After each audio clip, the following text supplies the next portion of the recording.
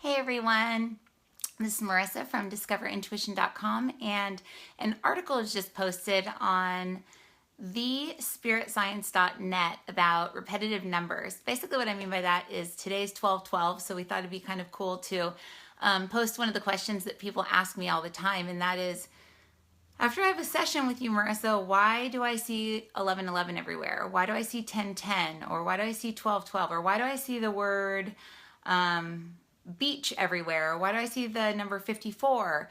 Or there's always like a number or a letter or something that people will start to see like repetitively over and over and over and over.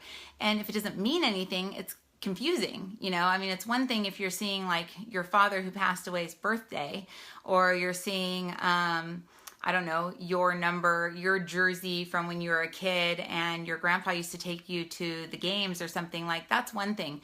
But to just see some like random number like constantly after having a session and kind of coming to a realization that there are other realms out there, and that we have guides and we have angels and we have our higher self, and we have like this whole team of people, spirits, souls, whatever you want to call it, energies that are basically assisting us in this reality that we basically have amnesia in. So prior to coming down here, we are our higher self. So I kind of want you to look at it like this. And this isn't what I truly believe, but it's kind of a good metaphor.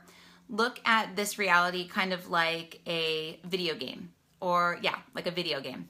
And prior to entering into this reality, you choose your game character, you choose which qualities you want to have.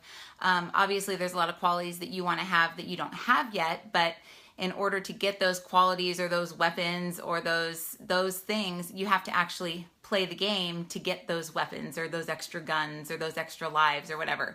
And those are called virtues. So in this lifetime, we work on humility, strength, honor, patience, integrity, all of the good qualities that you would see in a person. We work on those, and as we develop those, we develop more spiritual gifts, more spiritual abilities. So it's kind of like this brownie point system going on once we're down here. Prior to coming down here, we are our higher self. This is what the guides have explained to us. And so when we incarnate, we basically break off a little tiny piece of ourselves that pretty much remembers everything that we know, and we put it inside the child that is going to be us.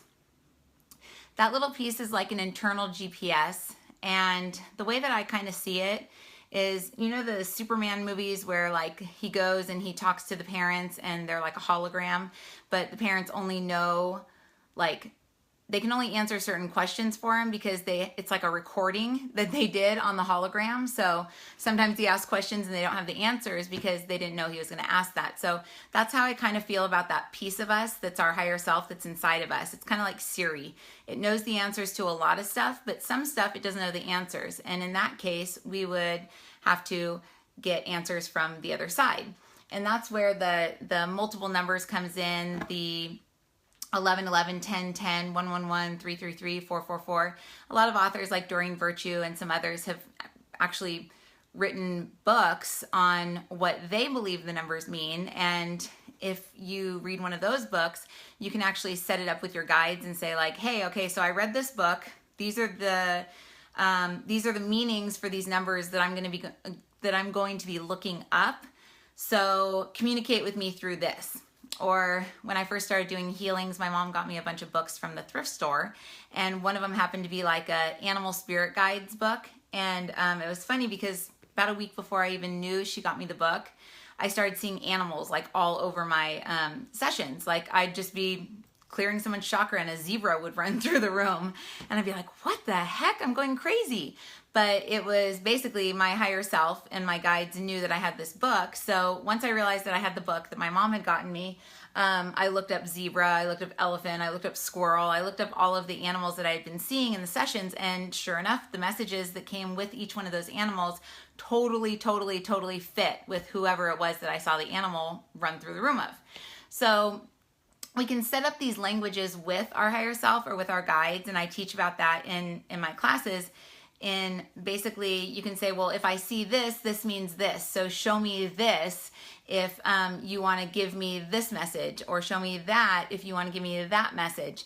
But usually we're not that sophisticated. At least I'm not, and a lot of people aren't. And in most cases, we're just living our life, doing our thing, doing whatever we're doing. And before we know it, we start realizing, I've looked at 11:11 on the clock every single day for like the last 2 weeks. What the heck is going on? Or I had a lady tell me yesterday she's seeing 222 everywhere, like everywhere, even to the point where her purchases are $2.22 or $22.22. Or what else was it? I can't remember. Her odometer was at 222. And she was like, what does it mean? And I said, actually, I'm going to write an article on that later on tonight. I will send it over to you. It's basically your higher self trying to get a message through to you. So let's just say that your higher self is sitting kind of like in a, just imagine like a big, huge movie theater, and they're playing a video game, okay? And they're saying, go left, go right, go left, go right. And your physical body is on the screen, on earth, living this life, and your higher self is telling you to go left, right, left, right. Well, you have free will. You don't have to listen to them. So if this was a real video game, they'd say go left and you would go left, but you don't have to. And that's like basically the whole like challenge of the game is going into it and forgetting that you're pretty much the one that created the game. So that's like the whole like excitement of incarnating and being able to learn. The way I said it to someone the other day was, I love the show Legends of the Seeker, or at least I did when I watched it. And I said, if I could come back 50 times and forget that I'd seen that show and watch it again each time, I'd be so stoked. And I went, oh my God, that's what incarnation is. We want to forget all the stuff we've already done. Otherwise we'd be bored by it. So it's not like a punishment that we're reincarnating and forgetting these things. It's more of like a, ooh, I'm going to go back and do it again. And this time I'm going to do it better type of game. So cut back to you sitting in this movie theater type looking place. You're watching your game character. You're telling them what to do. You are your higher self. And your game character is not listening. Not listening. So you're throwing popcorn at the screen. Come on, go left, go left, go left. We set this all up for you. Take this job, or go out with that guy. That's your future husband. That's your future husband. And our higher self's like, come on, do it, do it, do it, do it. And we're not hearing it. And we're like, la, la, la, just going on our own little way and totally like caught up in our head and going the wrong direction. So what will happen is our higher selves can control us for about 1 second. And that's to make us turn our head to look at the clock or turn to look at something. So what happens is they start causing us to look at the clock or look at something that's going to show us that same number over and over, to the point where we go, what does that mean? Oh my God, why do I keep seeing this? And once our mind admits that we don't know, that's when our higher self can go and slip the message in. So like they're throwing popcorn, and we're just so like wrapped up in our own little movie in here that we're not listening.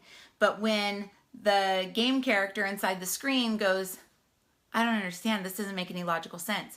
How come I keep looking at the clock at this time? Or how come I keep seeing this word or this number? This doesn't make any sense. And for that split second when we're like, huh? That's when our higher self can slip in the message. So I call them spiritual text messages. They can do that while we're sleeping at night. When we're sleeping at night, I mean, who wakes up between 2 and 5 a.m.? That's usually 2 and 5 a.m. And this isn't just like a, oh, I got to get up and go to the bathroom. This is like a, like wake up 2 to 5 a.m. This is when your brain goes into a brainwave called theta. And this is when a lot of our loved ones, our spirit family members, our higher selves come in to deliver us these spiritual text messages. So it's kind of cool because before you go to bed, you can say, hey, okay, guides, leave any spiritual text messages that you want and help me remember any that are for my highest and best good in the morning, and I'm going to write them down. So when you wake up first thing in the morning, just get your journal out and just write down whatever comes to your mind. And most likely you will have 3, 4, 5, 6 messages from loved ones, from your higher self, from your guides, that they're leaving within your little sphere, which I call our snow globe. So they're kind of dropping the messages in here in the form of little snowflakes. So the snowflakes are the messages, and they're just kind of like swirling around you. So I'm going to go ahead and give you guys an exercise, because now a lot of us are going like, oh great, how many messages have I missed from my guides? I've been seeing 1111 for like 3 years. That's a lot of messages that I'm missing. So I channeled a message, or I channeled a exercise from the guides that basically allows you to get centered within your field, clear your energy. You don't have to be able to see, you don't have to be able to feel, you don't have to be able to channel, nothing. It's like the most simple thing. Kids can do it. But this exercise will take a minute, 2 minutes tops. And what it's going to do is going to deliver all undelivered messages that your higher self has been trying to get to you. So I'm going to go ahead and do that right now in a separate video. So stay tuned and we'll see you in a second. All right.